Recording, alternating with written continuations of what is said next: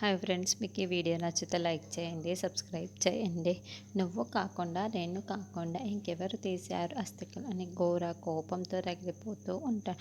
అయిపోయింది, మొత్తం అయిపోయింది. అమర్ అస్థికల కోసం వెతకడం మొదలు పెడతాడు. తీగ లాగితే దుంతంతా కలిందని నేను దొరికిపోతాను, అయిపోయింది, నా పని అయిపోయింది అని అమర్ నన్నే పట్టుకుంటాడు, నన్నే నిలదీస్తాడు అని మనోహరి టెన్షన్ పడుతూ ఉంటుంది. అప్పుడు ఘోర కోపంతో రగిలిపోతే అక్కడున్న పసుపు కుంకుమ అన్నింటినీ విసిరిపెడుతూ ఉంటాడు. ఆ అస్థికలు దొరకకపోతే మనం ఇద్దరి ప్రయాణం చీకట్లోకి. మనోహరి ఒకవేళ ఆత్మ అస్థికల్ని తీసిందేమోనని ఘోర అనడంతో ఆత్మకి స్పర్శ శక్తులు పోయాయి కదా అని మనోహరి అంటుంది. అవును కదా, మరి ఇంకెవరు తీశారు అని ఘోర ఆలోచిస్తూ ఉంటే అసలు ఇంట్లో ఎవరికి కూడా తీసే అవసరమే లేదు, ఇంకెవరు తీసి ఉంటారు అని మనోహరి కూడా ఆలోచిస్తూ ఉంటుంది. తర్వాత గుప్తా గారు ఆస్తికలను ఎవరు తీశారు అని తన దగ్గర దివ్యదృష్టితో తెలుసుకోవడానికి ప్రయత్నిస్తూ టెన్షన్ పడుతూ ప్రభు ప్రభు అని అరవటంతో ఏంటి అని గుప్తా అని యమధర్మరాజు ప్రత్యక్షమై చెబుతూ అడుగుతూ ఉంటాడు. నా దివ్యదృష్టి కూడా సరిగ్గా పనిచేయటం లేదు, ఏమైంది ప్రభు, నాకు ఈ శిక్ష ఆ ఆస్తికను ఎవరు తీశారో తెలుసుకుందామంటే నాకు తెలియటం లేదు ఏంటి అని గుప్తా గారు అడగడంతో నువ్వు ఆ బాలికకి సహాయం చేస్తుంటేవి కదా, నీకు ఈ శిక్ష అని అది కూడా తాత్కాలికం మాత్రం, ఎక్కువ రోజులు ఈ శిక్ష కాదులే, త్వరలో మళ్ళీ నీ దివ్యదృష్టి నీకు వచ్చేస్తుంది అని యమధర్మరాజు చెబుతాడు. అయితే ఆ అస్థిక ఎవరు తీశారు మీరైనా నాకు చెప్పండి ప్రభు అని గుప్తా గారు అంటే అస్థికలు ఇల్లు దాటి వెళ్ళలేదు అని యమధర్మరాజు చెబుతాడు. అయితే అస్థికలు ఇంట్లోనే ఉన్నాయన్నమాట, ఇంటి వాళ్ళే తీశారన్నమాట, మరి ఎవరు తీశారో చెప్పండి ప్రభువు అని గుప్తా గారు అడుగుతున్నా కూడా యమధర్మరాజు సమాధానం చెప్పకుండా మాయమైపోతాడు.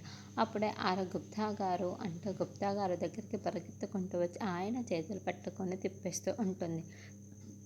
ఆగు బాలిక, నాకు తల తిరుగుతుంది, ఆయాస పడిపోతూ ఉంటాడు. ఏంటి బాలిక అని అడగడంతో నాకు అర్థమైంది, హస్తకలు కనబడుట లేదు, అందుకే కదా నీకు ఈ సంతోషము అని గుప్తా గారు అంటారు.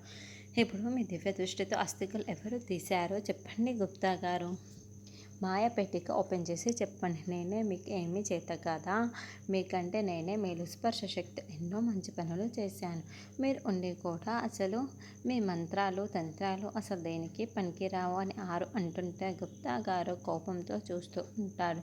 నీ గొడవ నీదే, కానీ ఎదుటివారి మాట అస్సలు వినవా బాలిక, నేను మా యమధర్మజల వారితో మాట్లాడుతూ ఉంటే ఆ యమధర్మజల వారు నీ గోలకి ఇక్కడి నుండి పారిపోయాడు, అస్థికలు ఇల్లు దాటి వెళ్ళలేరంట, ఎవరు తీశారో మాత్రం తెలియదు అని గుప్తా గారు చెబుతారు. ఏంటి, ఇంట్లోనే ఉన్నాయా, అయితే ఆ మనోహరి ఇంట్లో నుండి బయటికి వెళ్ళిపోయిందే అని అస్థికలను తీయలేదా, మరి ఇంకెవరు తీశారు అని షాకింగ్గా అడుగుతూ ఉంటుంది.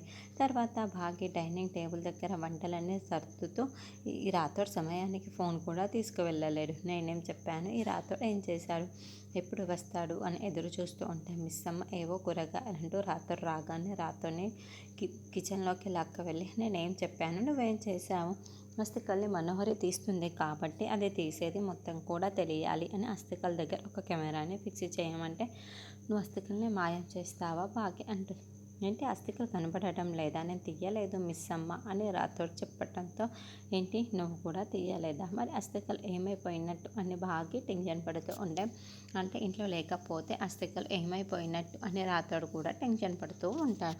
అయితే ఇది ఖచ్చితంగా ఆ మనోహరే పని అయి ఉండండి, ఇప్పుడు ఆమె సంగతి తేలుస్తానని నువ్వు ఆగు రాథోడ్, అస్థికలు కనపడలేవని చెప్పినప్పుడు నేను ఎంత షాక్ అయ్యానో, అత్తయ్య మామ ఎంత షాక్ అయ్యారో అలాగే మనోహరి కూడా షాక్ అయ్యింది. అంటే ఆ అస్థికలు మనోహరి తీయలేదని నాకు అర్థమైపోయింది.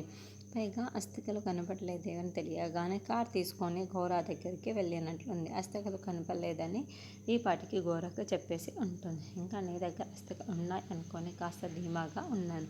అంటే అస్థికలు ఎవరు తీశారో కూడా అర్థం కావటం లేదు, వాళ్ళు ఆ అస్థికలతో ఏం చేస్తారు అన్న విషయాన్ని తలుచుకుంటే తాళ తిరుగుతుంది అని టెన్షన్ పడుతూ ఉంటుంది.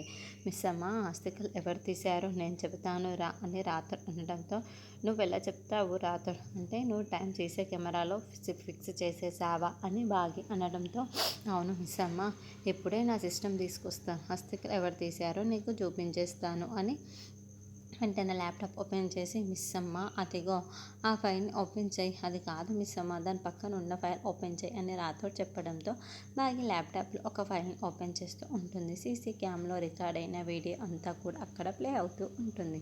మరి చీకట్లో ముఖం సరిగ్గా కనిపించట్లేదు, ఎవరబ్బా అస్థికల్ని తీసుకువెళ్తున్నది అని వాళ్ళు తదేకంగా చూస్తూ ఉంటారు. ముసుగు వేసుకొని నల్ల మంకీ క్యాప్ వేసుకొని అంజు పాప వచ్చి తీసేసి ఉంటుంది. అస్థికల్ని చేతిలో తీసుకున్న తర్వాత మంకీ క్యాప్ని కూడా పక్కకి తీసేసి అమ్మాయి అస్థికల్ని తీసుకున్నాను అనుకుంటుంది. అంటే అస్థికలు తీసింది అంజు పాపనా అని ఇద్దరు షాకింగ్గా ఒకరినొకరు చూసుకుంటూ ఉంటారు. తర్వాత అంజు పాప కపూర్లో దాచిపెట్టిన అస్థికల్ని చేతిలో తీసుకొని చాలా ప్రేమగా అమ్మ అని పిలవగానే ఆరోగ్య ఉన్నట్లుండి పిలుపు వినిపించేస్తుంది. ఏమైంది బాలిక అని గుప్తా గారు అడగడంతో అంజు నన్ను పిలుస్తుంది అని ఆరు పరుగులు పెడుతూ అంజు దగ్గరికి వస్తుంది. గుప్తా గారు కూడా వెనకాలే పరుగులు పెడుతూ చేతిలో ఉన్న అస్థికల్ని చూసేసి పిలువించగానే ఈ అస్థికల్ని దాచిపెట్టింది ఈ పిల్ల పిచ్చుకన అని గుప్తా గారు అనడంతో ఆరు కూడా ఆ అస్థికల్ని షాకింగ్గా చూస్తూ ఉంటుంది. అమ్మ, నాన్నకు కూడా తెలియకుండా నేనే ఈ అస్థికల్ని కాజేశానమ్మా. ఎందుకంటే ఈ అస్థికల కుండని పట్టుకుంటే నిన్ను పట్టుకున్నట్టే ఉంది. నువ్వు నా నుంచి దూరం కాకుండా ఉండడానికి నేను ఈ పని చేశానమ్మా. నేను చేసింది తప్పే, కానీ దేవుడికి కూడా నేను సారీ చెప్పి నేను శిక్ష అనుభవించడానికైనా రెడీ అమ్మ. నాకైతే నీ అస్థికలు కావాలి అమ్మ. నేను నిన్ను దూరం చేసుకోలేను. ఐ లవ్ యూ అమ్మ. ఈ అస్థికల్ని పట్టుకుంటే నిన్ను పట్టుకున్నట్టే ఉందమ్మా అని అంజు చెప్పుకుంటూ బాధపడుతూ ఉంటే ఆరు ఏడుస్తూ ఉంటారు. పిల్లలు అందరూ అంజు అని రావడం అంజు అస్థికలను వెనకాల దాచేసుకుంటుంది. అంజు, ఏం దాచిపెడుతున్నావు? మేము రావడానికే ముందే నువ్వు వెనకాల ఏదో దాచిపెట్టావు, చెప్తావా లేదా అని అమ్ము ఆకాష్ అడుగుతూ ఉంటే అంజు భయపడిపోయి అస్థికల కుండను చూపిస్తూ ఉంటుంది. నాన్న, ఈ అస్థికలను కనపడలేదని చాలా బాధపడుతూ టెన్షన్ పడుతూ ఉంటే నువ్వు వీటిని దాచిపెట్టావా? పద మర్యాదగా డాడీకి ఇచ్చేద్దాం అని అమ్ము ఆనంద్ అరుస్తూ ఉంటే ఆహా, నేను ఇవ్వను. అమ్మ ఎప్పటికీ నాతోనే ఉండాలి, అందుకే నేను ఈ అస్థికలను ఇవ్వను అని అంజు అంటుంది. చూడు అంజు, మనం అందరం కలిసి అమ్మని సెండ్ ఆఫ్ ఇవ్వాలని నానమ్మ చెప్పింది కదా, నువ్వు ఇలా ఇవ్వనని చెప్తున్నావు ఏంటి అని అమ్ము అడుగుతూ ఉంటే అమ్మ ఎప్పటికీ మనతోనే ఉంటేనే కదా మనం సంతోషంగా ఉండేది. అమ్మ కూడా సంతోషంగా ఉండేది, అందుకే వీటిని ఎప్పటికీ నాతోనే ఉంచుకుంటాను అని అంజు అంటుంది. చూడు, మర్యాదగా ఇస్తావా లేదా డాడీకి కూడా చాలా కోపం వస్తుంది అని ఆనంద్ తిడుతూ ఉంటే నువ్వు ఆగు ఆనంద్, అంజు అస్థికలు ఇస్తుంది, ఇలా ఇవ్వు అంజు అని అమ్ము చాలా పొలైట్గా బతిమిలాడుతూ అడుగుతూ ఉంటుంది. నేను ఇవ్వను అని అంజు చాలా మొండికేస్తూ ఉంటుంది. ఇస్తావా లేదా అని అంజు లాగుతూ ఉంటే ఇవ్వను అని అంజు వెనక్కి లాగేసుకుంటుంది. ఇద్దరు కూడా ఆ కుండను పట్టుకొని బతికిలాడుతూ అయ్యో, ఇద్దరు పిల్ల పిచ్చుకలు కలిసి ఆ అస్థికల్ని నేలపాలు చేసేలా ఉన్నారు అని గుప్తా గారు టెన్షన్ పడుతూ ఉంటే ఆరు కూడా షాకింగ్గా చూస్తూ ఉంటుంది. అప్పుడే ఆ అస్థికల కుండ గాల్లోకి ఎగిరి పడుతుంది. అయ్యో, అస్థికలు నేలపాలు అయిపోయాయి అని గుప్తా గారు ఆ కుండ వైపే చూస్తూ ఉంటే కింద పడుతున్న కుండని అమర్ వచ్చి క్యాచ్ పెట్టుకుంటాడు.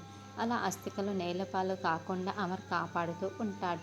అమర్ తిడతాడని అంజు చాలా టెన్షన్ పడుతూ అమర్ వైపుకు చూస్తూ ఉంటే ఇదిగో అస్థికలు అని అమర్ అంజు చేతిలో ఆ అస్థికల్ని పెడతాడు. వెంటనే అంజు మళ్ళీ ఆ అస్థికల్ని తీసుకొని గట్టిగా హక్ చేసుకుంటుంది. అమర్ అంజు ముందు మోకాల పైన కూర్చొని అమ్మని ఇప్పుడు నీతోనే ఉంచుకోవడానికి అస్థికల్ని తీసుకున్నావా అని అమర్ అడగడంతో అవును అని అంజు తల ఊపుతుంది. నాకు కూడా అమ్మని పంపడం ఇష్టం లేదు, అమ్మ మన చుట్టూనే ఉండాలి అని, నీలాగే నాకు కూడా చాలా హ్యాపీగా ఉండాలి, ఎప్పటికీ ఇలాగే మనతోటి హ్యాపీగా ఉండాలి అమ్మ, ఎక్కడ ఉంటుందో అమ్మ అని అంటే అవును అని అంజు అంటుంది. మనం హ్యాపీగా ఉంటాము సరే, కానీ అమ్మ హ్యాపీగా ఉంటుందా? అలా ఉండలేదు కదా. నీకు జ్వరం వస్తే ఏమి చేయలేక చూస్తూ బాధపడుతుంది. నువ్వు ఏదైనా గెలిచావే అనుకో, నువ్వు అప్సెట్ చేయలేక అమ్మ బాధపడుతూ ఉంటుంది. అదే మనం అమ్మ అస్థికల్ని